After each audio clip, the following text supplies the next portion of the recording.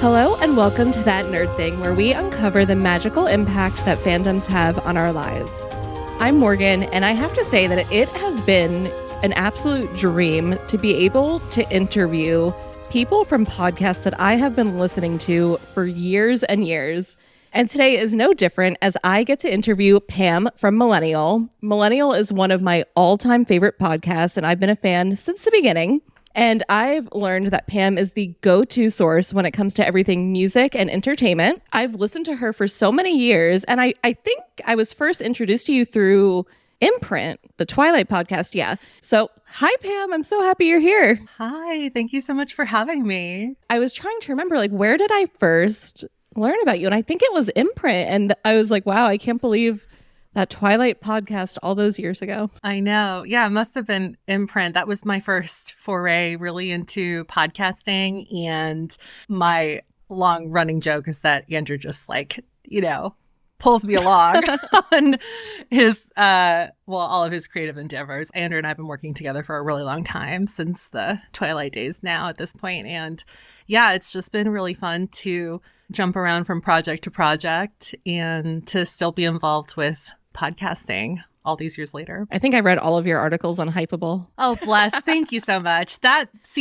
always means so much to me because I don't know. I love writing. Writing is such a big part of me. So it means a lot to know when people read my stuff. So let's jump into your nerdy identity. Okay, cool. What is the first thing that you remember being nerdy about? Okay, so I thought about this a lot because you were so kind and, made sure that I was prepped for doing your show. And I feel like probably the real answer would be something like, do you remember the Dear America or Royal Diaries series of books? No. Okay, so they were like a collection of books, all historical fiction, and they were written in diary format, usually of young girls, maybe preteen to early teens.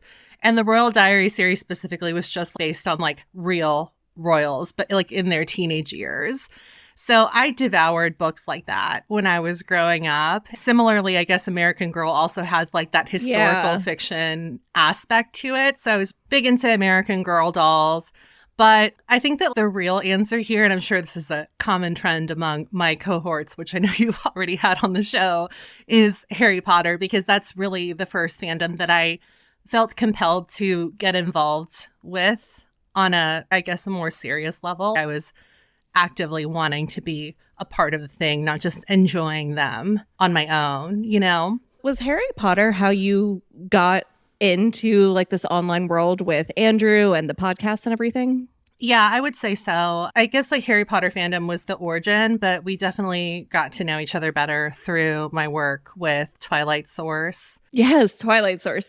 Yeah, I did. One of my best friends was, she did for a while write for MuggleNet. She was writing news for MuggleNet, and then she was also writing news on Twilight Source, or doing stuff on the back end of Twilight Source, which was the Twilight fan site that Andrew launched when Twilight started getting bigger. I think that must have launched right before the movies came out. And at that point, I was going to school for journalism, studying journalism. I knew I wanted to write. Back then, it was mostly about music. I was really wanting to write about music, but I just didn't go to school in a place that was really conducive to finding opportunities to doing that. It's weird because Twilight really doesn't have a music component to it, but music was a really big part of the fandom. So if you were involved in that world and you ever visited Stephenie Meyer's website, you probably saw that she had a playlist for every book. And then that really translated over into the movies. The music supervisor, I feel like I'm getting way too deep already. No, I love this so much. The first Twilight movie, I think that soundtrack is amazing. It's so good. It is. And do you know that the music supervisor for that is Alexandra Pastavas, who also did the music for The OC, which was a huge cultural phenomenon, right? The OC goes hand in hand with the way they allowed viewers to discover new music, not singularly specific to Death Cab for Cutie, but that was definitely one of the bigger acts that popped off as a result of being included in the OC, the TV show. Wow. Alexandra Pastavas did the music supervision for at least the first Twilight movie. That was like really exciting to me. And when Andrew and co were looking for volunteers for Twilight Source, I was like, oh, maybe I should do this because obviously I knew that he had a good track record with running fan sites. And I was just really interested in getting involved more. And it was kind of like scratching this itch that I wasn't able to do while I was going to school for journalism. And it was like, you know, falling in line with my hobbies. So I just kind of thought like, why not? And that was kind of like the gateway into everything else. Oh, that's so cool. Would you say that music is your favorite of the arts? Oh, that's a good question. I think so. I think music kind of holds a very special place in my heart. And it was definitely the catalyst for me in terms of being inspired to want to go to journalism school, basically.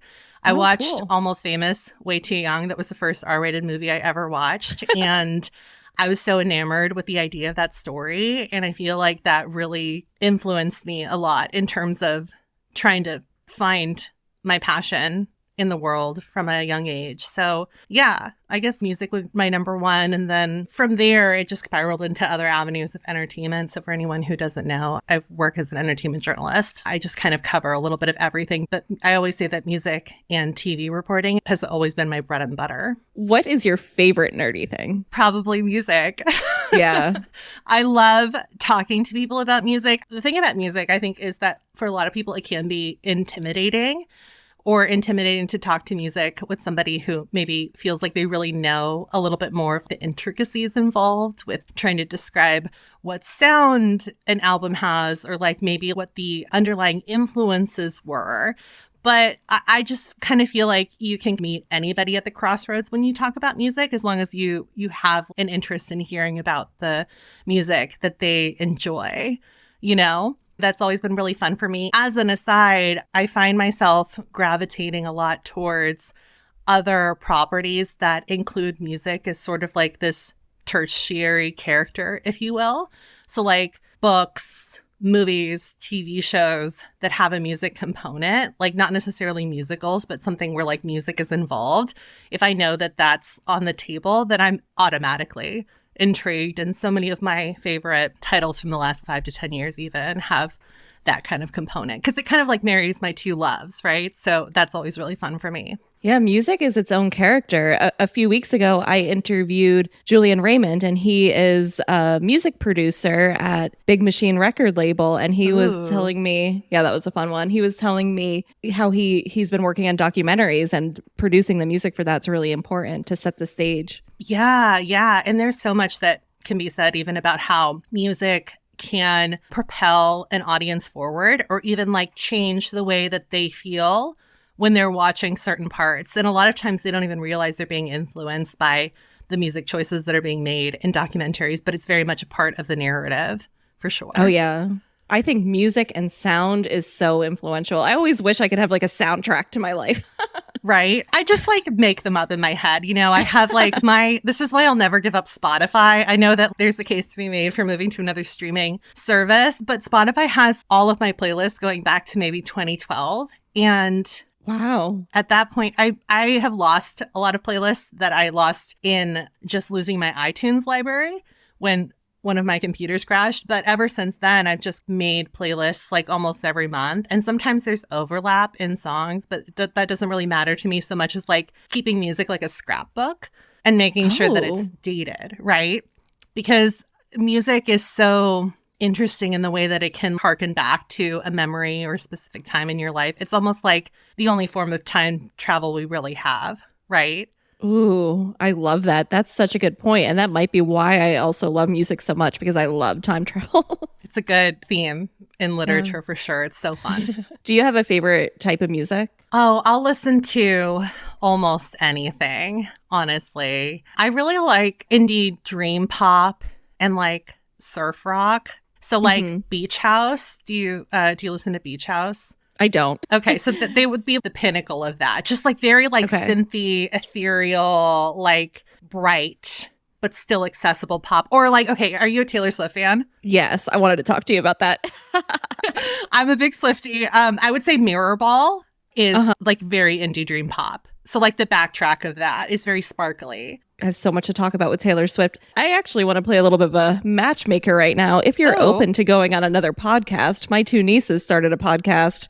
Their episode actually at the time of this recording came out this week. Their podcast is called Long Live Taylor, exploring the eras. And they go through each episode a Taylor Swift song and they just dissect the lyrics and relate it to their lives and what they think it could mean. So I'm like, maybe Pam should go on an episode. That sounds like so much fun. Let them know that I'm totally open to going on their show. That sounds amazing.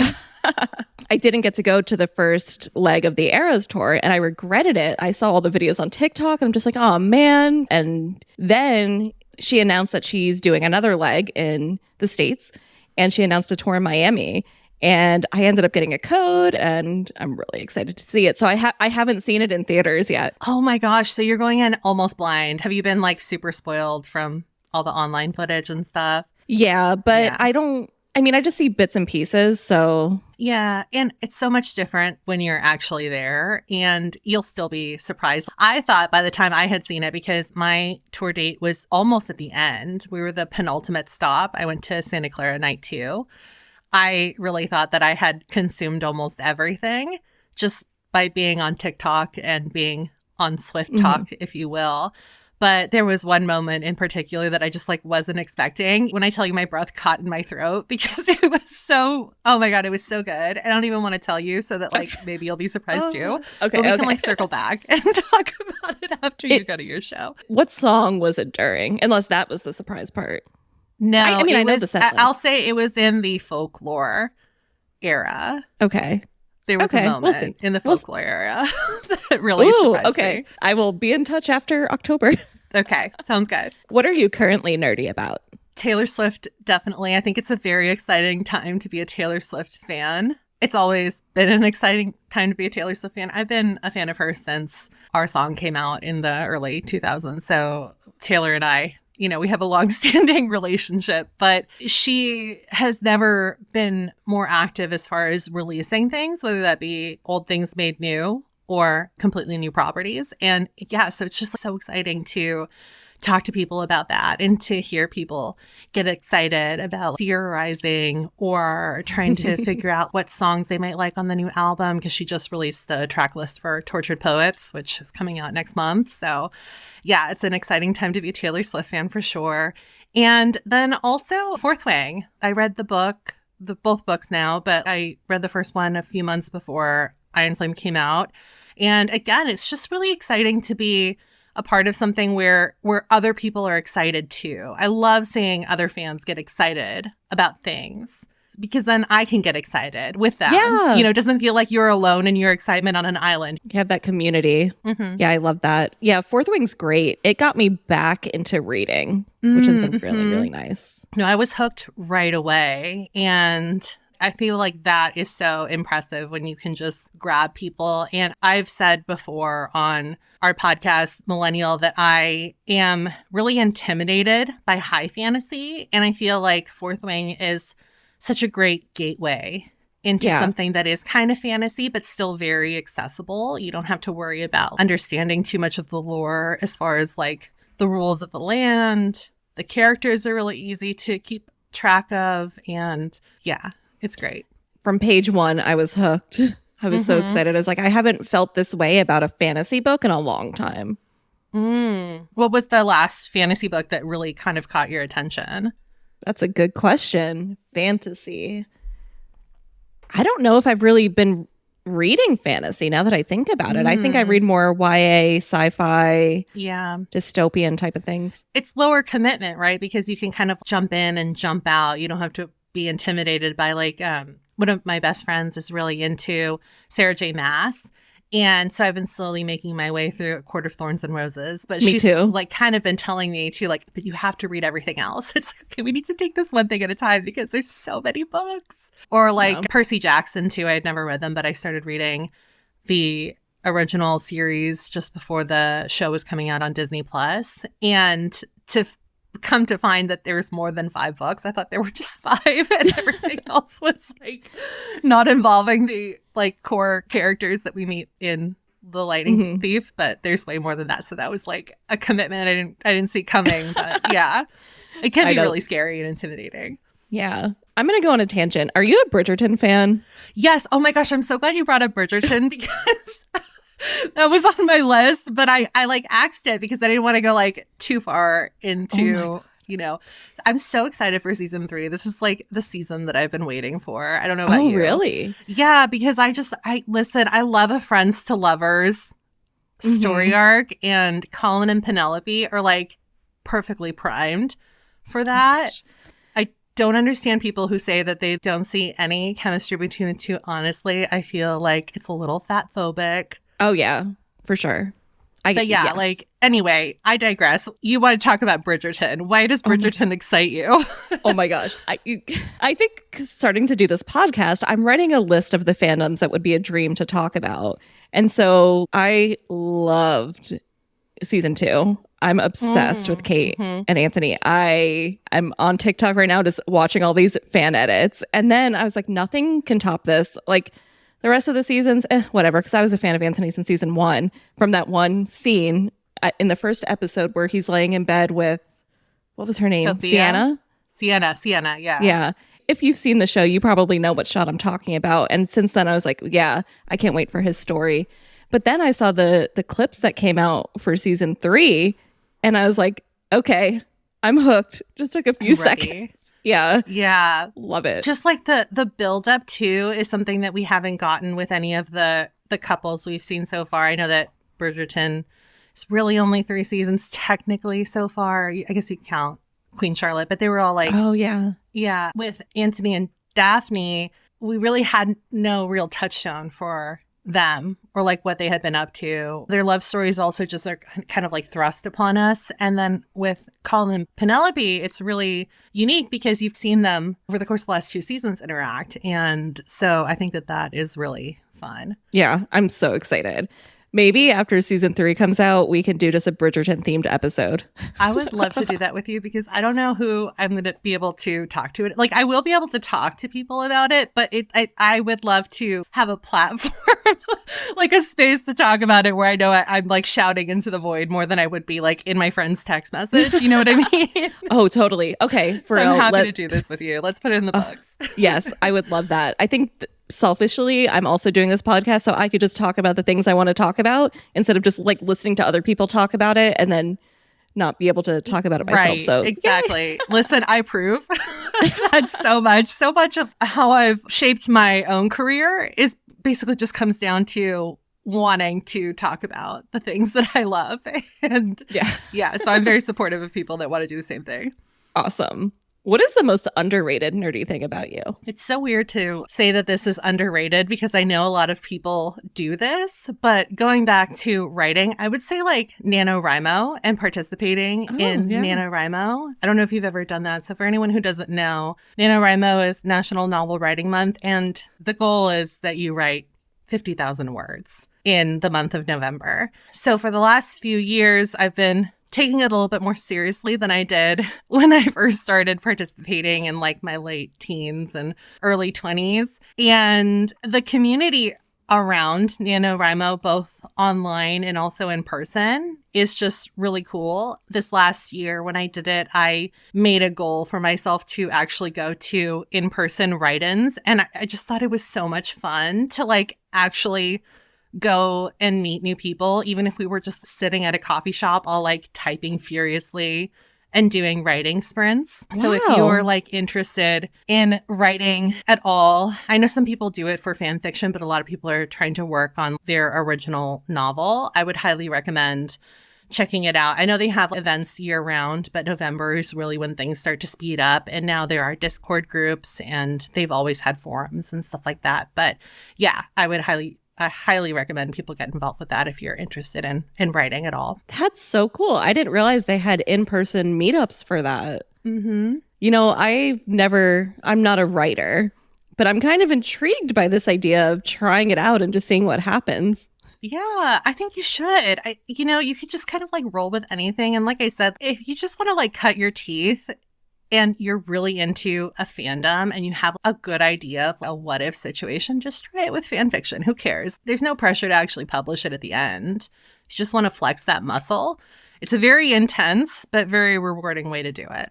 What is the most random nerdy thing about you? Probably fan fiction, honestly. Sticking with the writing theme, that was something that I did when I first started dipping my toe into the online Harry Potter fandom. And it was really fun to connect with people that way. The instant gratification too of being able to post something and then like getting feedback on it was really cool to me too. Even like still to this day, if I see a story getting talked about a lot online for a fandom that I've been a part of or am a part of, I'll probably go check it out on Archive of Our Own. I did that a few years ago with All the Young Dudes, which is like the big Marauders era fan fiction. If you're online at all in the Harry Potter sector of the internet, you've probably heard people talk about All the Young Dudes. It's very long, but I was like, well, I keep hearing about this and everybody's like shitting their pants. I'm sorry, I don't know if I'm allowed to swear. Yeah, you can. Everybody's shitting their pants over this.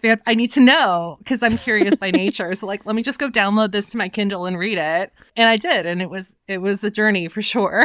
Oh, wow. So you wrote fan fiction? I did. Yeah. For Harry Potter. What sort of Harry Potter fan fiction did you write? I did write, I think I wrote some Harry and Ginny. This was like way back in the day. And I wrote some Marauders era stuff. That was like way more fascinating to me because there wasn't as much canon that you needed to worry about, right? So you could really like play with the characters and give them their own personalities. And that to me was always more creatively fulfilling. Do you want to link to any of your old fan fiction? Definitely not. That has to stay in the past. Okay. Morgan. Oh, that's so funny. I figured I'd ask. I figured you would too, but yeah, no. I'm sure it's like terrible because we're talking about stuff that I wrote when I was maybe like 16, 17 years old. Oh, it's probably so good. It's probably so bad. I used to love reading Ron Hermione stuff. I don't think I ever wrote anything with Ron fully in it because he was always my favorite character. I just thought that he was so funny in the books and capturing that cadence was always very intimidating to me. I thought way too much about this. Like I was going to be writing, like people would actually care, but like staying in character, especially for like canon era, like Golden Trio stuff was very important to me in my fan fiction heyday. So wow. The tender age of 16. So I know we spoke a little bit about your journey into fandom. So do you want to tell us a little bit more like what it was like for you to enter this fandom world? Yeah, so like I said, Harry Potter was the first fandom that I really wanted to be a part of. I would consider that my first fandom, right? Because there were things that I was a fan of, but Harry Potter was, it was a completely different beast. And I just remember I couldn't get enough. I think that's part of what makes somebody a fan is taking that next step to fall down the rabbit hole, right? And for me, Harry Potter was the perfect rabbit hole to fall through. Yeah, I just kind of started poking around online. And a friend of mine in high school was like, oh, do you know about fan fiction? And she was the one that really opened the gateway there. And I was like, I have no idea what is that.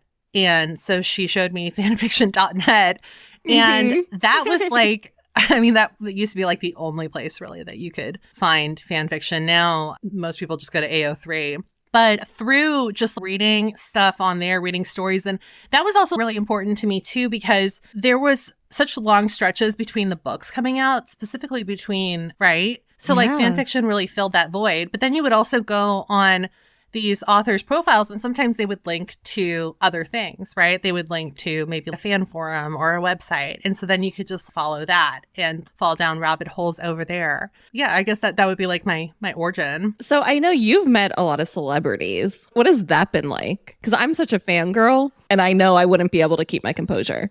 Well, sticking with the fandom theme, I would say like fandom is really the thing that's kind of responsible for catapulting my career, because I was going to school for journalism and I wasn't really getting the opportunities that I wanted to get through the student publications. And I was interning, but it was really more for hard news. But with doing stuff for fandom and fan sites, I was able to kind of scratch the entertainment itch, if you will. And the first red carpet I ever did was for Twilight Source. I went through Twilight Source, And it was for this concert series that they were doing for the Breaking Dawn movie. They used to do these mall tours where they would send the cast out for every movie, or sometimes they would send certain artists that were heavily featured on the soundtrack, and they would do a little performance and they would invite the fans and stuff. The promo for the Twilight movies was really like top tier, next level. But yeah, I think that just because like when I started doing that, I was already studying journalism. It was like very instilled in me. It's like, I have to be professional. I could only fangirl on the inside.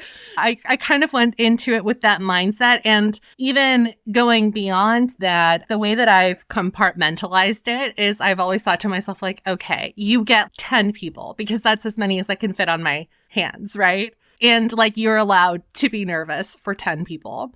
And that's it. Everybody else is not that big of a deal. And that's kind of how I just think about it in my head. Because at the end of the day, too, as soon as you start talking to these people, you realize that they're just human. Oh, yeah. Right? And to me, trying to figure out how to make a human connection always ends up breeding a better outcome in the end. Yeah, I totally agree. I've been to a few like local comic conventions where, you know, I've gotten pictures with a few idols of mine, and I'm always a super fangirl, but I mean, also I really only get to see them for a few seconds, and I'm always like, man, I wish I could just be chill. I kind of felt that way when I was interviewing Andrew. I was like, Morgan, fangirl, but also make sure you say everything you want to say so you don't regret it later. I mean, that's the way you have to do it, especially if it's someone that means something to you. I think that you should do that. And I think that that's lovely. Also, I think that it says so much about you that like, it's like Andrew obviously is like, you know, he has a following, but like the fact that you care about somebody that's not, you know, like a household name, that is proof of the fact that you care. It's so funny, but it's so funny because he is a household name in my family. Because I remember I told my family how I was interviewing him, and they're like, "Is he the guy where we drove to a Barnes and Noble for a Twilight podcast?" I was like, "Yep." Oh my gosh, that's so cute. I have like, if it makes you feel better, I've definitely put my foot in it with people that I'm a big fan of. Like, so when I was interning with Entertainment Weekly, they knew that I was a big Harry Potter fan, and they used to do the Entertainment Weekly does not do print issues anymore, but I think they still do the summer preview issue. I guess if you're talking about things that we can get nerdy about, I was so into getting every issue of that magazine. I was like obsessed with it. And so getting to write for them was like a dream come true for me. It was really like a full circle moment. But anyway, so they used to do this summer preview issue. The interns in LA where I was working, we got to do a lot more stuff on the ground than they did in New York. But everybody that was interning was guaranteed kind of like a byline in the summer preview issue because there's just like so many movies coming out. So they knew that I was a really big fan of Harry Potter. And the year that I was there, Daniel Radcliffe was starring in this rom-com called What If with Zoe Kazan. I don't know if you saw that. I haven't. You should watch it. It's really cute. So they knew, and they were like, okay, this is the movie that you're going to cover for the summer preview issue. And I said, okay, sounds great. And then my managing editor said, why don't you come up with a list of people that you think that you should interview for this piece? And I said, okay, cool. And I was like lowballing it so hard. I was like, oh, maybe we could interview like the director or the screenwriter. And I come back to him, this man named Sean. I say, Sean, like, here's my list. And he's like, okay, cool. What about Daniel Radcliffe? And I was like, can we get him? And I just like had this moment where I completely forgot that I wasn't working on fan sites anymore. And he's like, yeah, we can get him. It's not a big deal. So anyway, I get on this call with Daniel Radcliffe, and it's a video call. He was filming the Frankenstein movie that he did with James McAvoy at the time. So he had the extensions in. And he said, you have really nice hair. And I said, thank you. I like your face. He said, I like your hair. And I said, I like your face because I got nervous and I wasn't expecting him to compliment me. Oh my God. He was just basically saying something about how his hair looked really gross and scraggly because he had the extensions. And he's like, you have really nice hair. I really like your hair. And I said, thanks. I like your face. Oh my God. And he was like, thank you. Funny. And then I just had to move on and pretend like I didn't just say that because I was trying to stay professional. But yeah, that was... Oh my God. I love that. That's great though. And I'm sure he'll remember that. Probably not, but I like to pretend that he does. So I have to ask, you said you have 10 celebrities that you would allow yourself to fangirl over. Who are a few of them? A few of them. Okay. Because I haven't like fully filled the 10 slots. So I'm glad that you only asked for a few of them. Some of them are people that like I have already fangirled over. So usually it's like anybody that's like an old icon. I saw Paul McCartney at the Grammys and I was able to ask him a question in the press room and I was flipping out over that for sure. Like I could hear my voice shaking and that was big because it's Paul McCartney. Like how could you not? Yeah. Right. My very superficial answer is Henry Cavill because I just think he's beautiful. And I have seen him in person from quite close, but also quite far away. And yeah, that really impacted me a lot because he is unfortunately devastatingly handsome in person too. It's very unfortunate for me. Not for him. It's great for him. But yeah, Taylor Swift also. I actually have seen her also quite close while on a red carpet. But I think that I would also be very nervous to talk to her because I would put so much pressure on myself. I'd want to ask her the right questions, the best questions. My favorite part in any interview ever is if somebody compliments me by saying, oh, I've never heard anybody ask that question before. Or like you asked this in a way that made me think about it differently. And so here's an answer that I've never given. That to me is like the pinnacle of flattery. Anytime I go into an interview situation. Yeah, because I'm sure they're used to the same thing over and over again, that it becomes just automatic for them. And for them to be able to think of something different is probably fun. And it is kind of like a game. You do sometimes have to ask the same questions. Yeah. Not to get too technical, but if you're reporting for a site, you want to be able to say, so-and-so told us that blah, blah, blah. So even if the answer is already out there, it kind of like looks like an exclusive. It's very like interesting office politics and stuff. But then also sometimes you want to ask them a question they've already answered because you know the answer. At least this is how my brain thinks about it, right? It's like, I know how they're going to answer this generic question, but I need them to answer this way so that I could then ask the follow-up question that I haven't seen other people ask before, right? And then we can get like a little bit more technical. It's an art.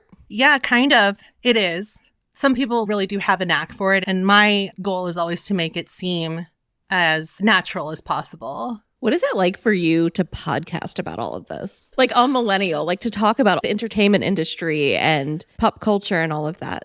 I mean, it's very fulfilling for me because I am so passionate about it. I think that it's kind of funny because I feel like it's very easy to be dismissive of pop culture and entertainment. And I've also been in situations where I've felt like people have been dismissive about the type of journalism that I do. But there's still depth and creativity that can go into reporting on these things. Going back to the fandom aspect of it, there's something to be said for connecting to people who feel really passionate about the things that you're reporting on too. Getting comments about saying like, oh, this interview you did, I really loved it. Like it made my day to read this. Or thank you for asking this specific question to this person about my favorite thing. Like those are always my favorite pieces of feedback. What's a unique question that you ask people?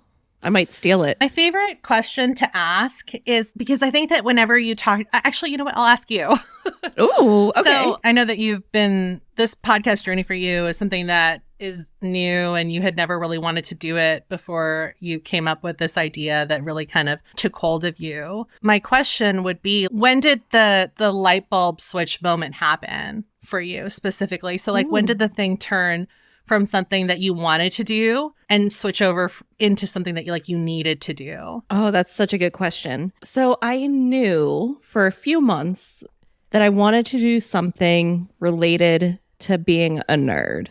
I didn't know what it would be. And I was thinking maybe a bundle of resources that somebody could purchase. And like the bundle of resources would have something like how to start a book club, how to host a murder mystery, how to socialize when you're an introvert who doesn't go out a lot, stuff like that. Because that was more in line with what I was doing. As my role as a therapist online, I also offered some other stuff, but it didn't feel right. It didn't feel like what I needed to do. And I remember I was talking to one of my mentors and I was bringing this up and she's like, Morgan, you need to do a podcast. And I said, no. And I said no because of my high standards after listening to MuggleCast and Millennial all these years. I was like, I can't, everybody has a podcast these days. Like, you have to put out something of really high quality. But then I kept thinking about it. And then Fantasy Fangirls was out at that time too. And I knew Nicole before Fantasy Fangirls came out. And I was like, she kind of shifted gears and is doing this. Like, maybe it is possible. And then I reached out to both her and Andrew for consulting on how to get this started. And I said to them, is this a legit idea? Can I actually do something like this? And they both said, yeah. And I just couldn't get it out of my head. And then I created the podcast. This was all in about end of October, November 2023. So for you, it was just the idea taking root in your brain and you couldn't get it out. Oh, yeah. Until you needed to do it. You physically could not stop yourself. Yeah. Because also it becomes like, if I see somebody else doing this, I'm going to be so upset that I didn't do it when it means so much to me. I think every project I've done like that was in my head and I couldn't get it out and I just had to do it. You're so right. I think that you can tell when somebody is truly passionate about the projects that they take on. It always makes for a better end product. There's a note of sincerity that you can't get with something that you know people are just doing in an effort to, maybe in the case of podcasting, like gain listeners, or in the case of social media, gain followers or rack up more likes or more views. The authenticity factor is like, it's so easy to suss out whether somebody's being authentic or not once you've kind of been in this world. Yeah, I would say it's the same thing I've noticed in like that online coaching world. And that's why it was so important to me that if I were to do this, I needed to still be happy doing it, knowing nobody might ever listen. Yeah. And it might not ever actually go anywhere except me actually recording episodes and putting them out. And I have to be happy doing that in order to do it. Like I couldn't do it hoping for an outcome like that. I mean, of course, that would be amazing, but that I don't need that in order to enjoy doing it. Yeah. And that is so important. In my podcasting journey, I've just been lucky enough to join shows that already have listeners. And I'm so grateful that their communities have embraced me in the way that they have. I really appreciate that a lot as a people pleaser. I totally get that. But I think for me, it's the fact that like for so many years, we did it for free and I was happy to podcast for free. It's only recently with Millennial that I get paid to do this, but I would still do it if I wasn't getting paid, right? And I still do it even though it's not our full-time gigs. It's very much in true Millennial fashion, it's very much a side hustle for the three of us, right? But that all comes later. So if you can stick through that, I mean, that's when you kind of know that you're really passionate about something. If you, like, to your point, if you don't care if nobody listens, or if you don't care if you never get paid. Yeah, I definitely am going into this like it's a hobby where I just want to have fun. And I hope people enjoy it with me. It's a good mindset to have. And I know that people have been listening, and I'm so happy for you and proud of you for taking the leap. You. And yeah. Oh, thank you. It feels so unreal that I'm interviewing like you after I've been listening to you for so many years. Like, this is so weird to me. That's very sweet. Thank you. Okay, Pam, what would you say, like, if we were to pick a fandom, let's go with Taylor Swift, because I know we were talking about her and you said that's your current nerdy thing. What would you say the Taylor Swift fandom is like? Very passionate. Yeah. Very opinionated. Sometimes it's a little bit scary. But you know what I think is like the interesting thing, and I guess like this transcends across all fandoms, is the difference between like the fans that hang out on TikTok versus Twitter, or even Twitter versus Tumblr, is so fascinating to me. Obviously, a lot of the theories overlap, but the vibe of the people is way different. Personally, I feel like the Twitter Swifties are a little bit more intimidating and the Tumblr Swifties just are kind of vibing, because you can kind of vibe in your own corner on Tumblr and just like curate beautiful things on your feed and still be a part of fandom without actually like having to put too much effort into it if that's what you want. Oh, that's interesting. I never really thought about that. That different fandoms have sort of, or like different parts of fandoms have different corners of the internet where they talk about things. Something that I do wish that would rise in popularity across all fandoms, but including the Swiftie fandom, is media literacy, which is something that I know we talk about a lot on Millennial as well. Just like understanding when something is coming from a reliable source versus an unreliable source. I often see fans take something that's coming out of like The Sun or the Daily Mail, for example, which are glorified tabloids at best, and like run with them as though they're fact. And I think that that is a little bit ridiculous, but I understand that not everybody has the same amount of media literacy as somebody else does. But like when somebody's telling you that something is wrong, like you should listen if they have the right credentials, right? Yeah. That is the most frustrating, honestly, to me. I bet. I'm definitely, sometimes I just can't help myself and I will comment and I'll be like, this is wrong. Either like you realize you're right away, you're talking to somebody that is just like way too young and doesn't care, or like they just like don't want to hear that they're wrong.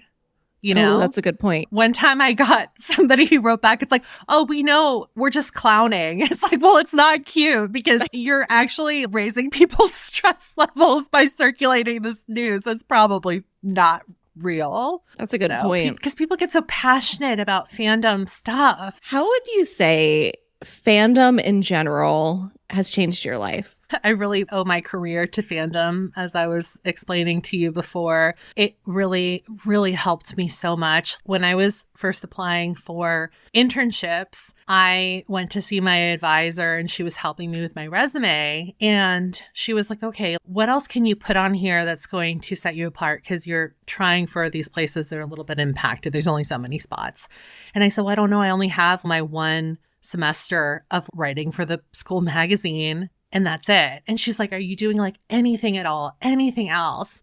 And I said, well, I do like some stuff online. She's like, what do you mean you do stuff online? And I started telling her about Twilight Source, and I started telling her about Imprint. And I said, but that doesn't count because it's just a hobby. She's like, what do you mean it doesn't count? And I said, well, it doesn't count because it's just fan site stuff. And she's like, it does count. Put that at the top. And when I went in to interview for that first internship, I had my school stuff and I assumed that they were going to want to talk to me about that. And right away they said, what is this? What is this Imprint? What is Twilight Source? And for the longest time, that was the thing that people were most interested in on my resume until I started working with larger companies. That's so cool. So it really gave me an edge on the competition. It really set me apart. Even after that, going into these bigger newsrooms, being able to say like, again, I have red carpet experience. Maybe I was the only intern that had red carpet experience. Okay, you know how to do this? Go. So I really do credit fandom for a lot of that. And then also just having the background to talk about these things in a way that I know that people that are just as passionate as me want to hear people talking about these things, right?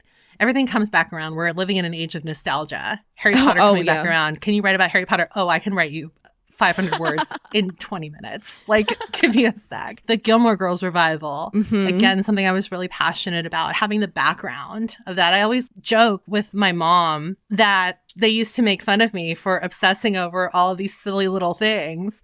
But now I get paid to write about all the silly little things that I was really holding dear to my heart growing up. And it's so fulfilling. I love that. I love that so many of the people I'm interviewing obsessed about stuff growing up, and so many people were either made fun of or were told it's weird, or, you know, were just teased a little bit, like in a not necessarily hurtful way, but now it's like their jobs. And I just think that's so cool. Yeah. One of the newsrooms I worked at, we were talking about fan sites, and then they said, oh, do you know MuggleNet?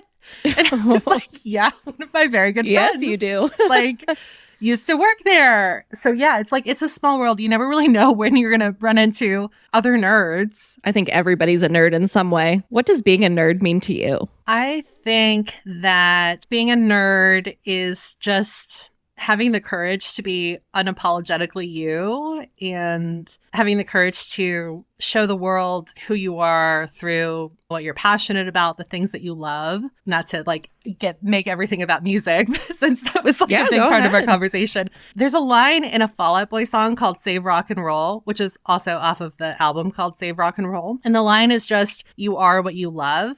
And any Swifties listening will probably also recognize that, because Taylor also has a line where she says, I just think you are what you love. It's in the outro of Daylight.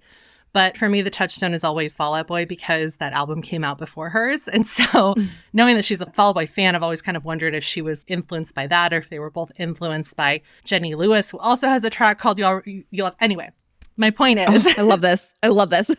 I always think about the line, you are what you love, because I think there's something that's so simplistic about it, but so inherently true, especially if you're nerdy in any sort of way, because when you are a nerd, you are literally what you love. You're the books and the movies and the TV shows that made you, that shape you, that raise you. You also have the opportunity to connect with people that you might not have connected with if they also weren't a byproduct of the things that they love that you then have in common. We wouldn't be sitting here if we didn't fall down the fandom rabbit hole at some point.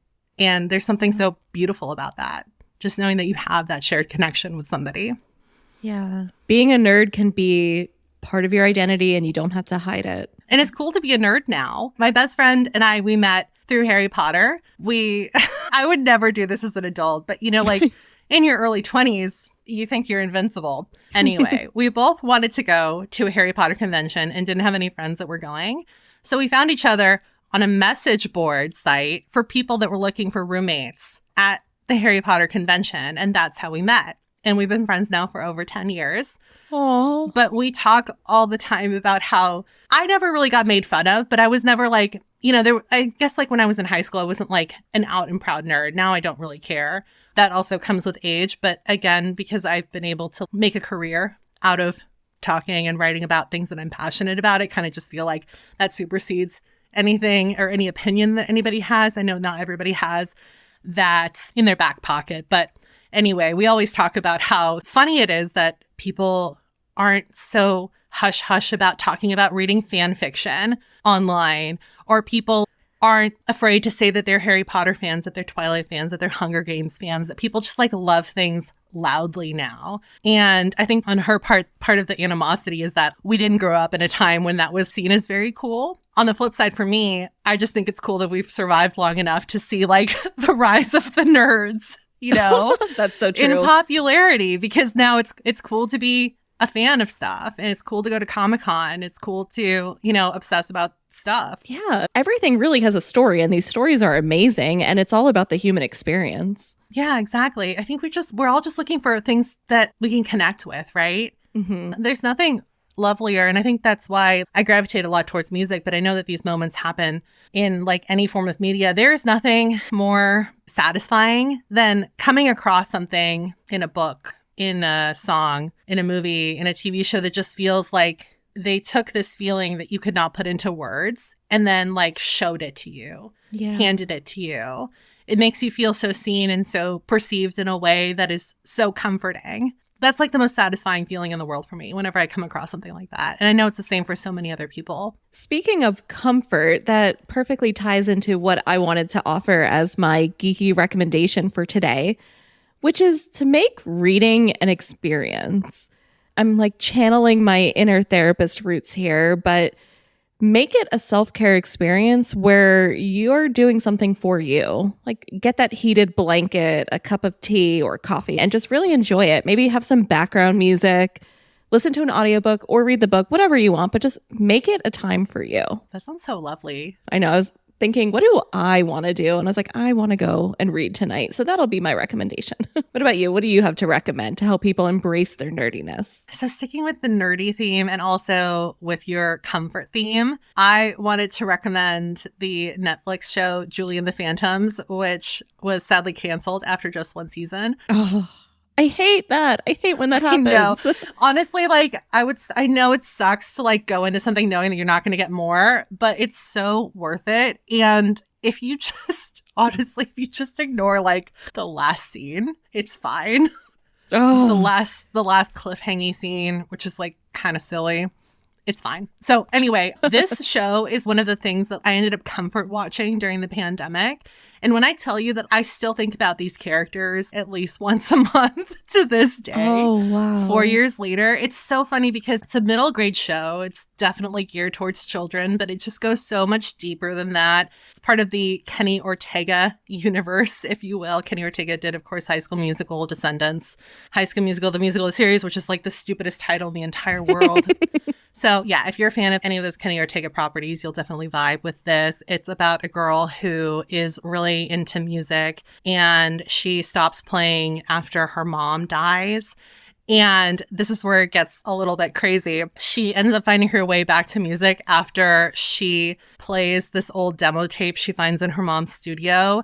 And 3 ghosts come back from the dead. They died in 1995. They just end up resolving a lot of stuff through music and stuff. I'm really not selling it very well, but the way that the show tackles grief and overcoming grief and like finding your way back to living as a result of going through something and connecting with other people is so beautiful. There's really good representation in terms of the cast. POC, female lead. There is a gay character too, and they explore that really well. It's not done in a way that's really cheesy. It's like a very natural, this is just like that person's orientation and that's fine. We move on. And the music is fantastic, is honestly fantastic. I'm really upset that they weren't able to shine beyond the first season, but it's definitely worth checking out if you're into stuff that has a music element. Whenever I start a new show that I know ended, I'm like, did it end or was it canceled? Because it's so difficult for me to watch something knowing that it wasn't finished.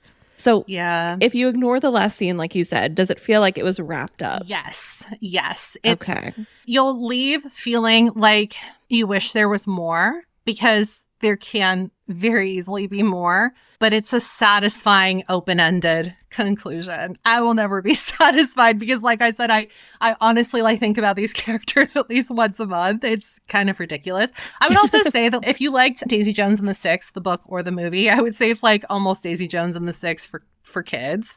Which sounds really funny to say because Daisy Jones is very like sex, drugs, and rock and roll. And this is very much not that. But it is like at the end of the day, two people connecting through music and finding their way back to living through music. And I feel like Daisy Jones very much follows that same trajectory. I was watching the show too. It was so funny, the Daisy Jones show. And I was like, man, there's so many parallels between this and Julie and the Phantoms about like teenagers. Just so funny. But yeah, anyway, it's a very sweet show. And I hope that if anybody checks it out, that they also feel comforted by it because it brought me a lot of comfort in 2020. You know, sometimes I have this fantasy that I'll become super, super mega rich and all the shows that were canceled that I wish they weren't, I will revive. I'll pay to have them revived so I can get some endings and more content. If you watch it, please hit me up because I do know what the plan was for it eventually. Ooh.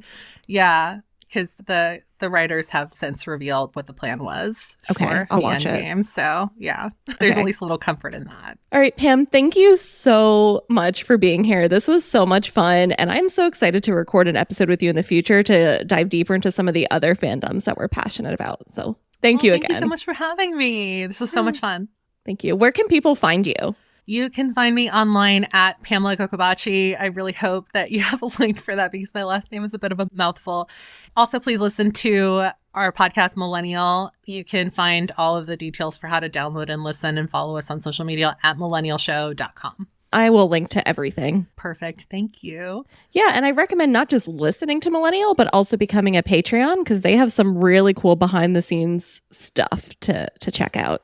Yeah, Millennial Unleashed. After dark. It's so worth it. All right, everybody, if you could please rate and review That Nerd Thing on whatever podcast platform you're listening to the show on. I say this every episode, but it really does make such a difference with getting the word out there about the show, especially because this still is a new podcast. And please email me all of your nerdy things or thoughts about the show at thatnerdthingpod@gmail.com. And be sure to follow the show on Instagram and TikTok at thatnerdthingpod. And please share the show with your nerdy friends. And I will see you next time. Bye.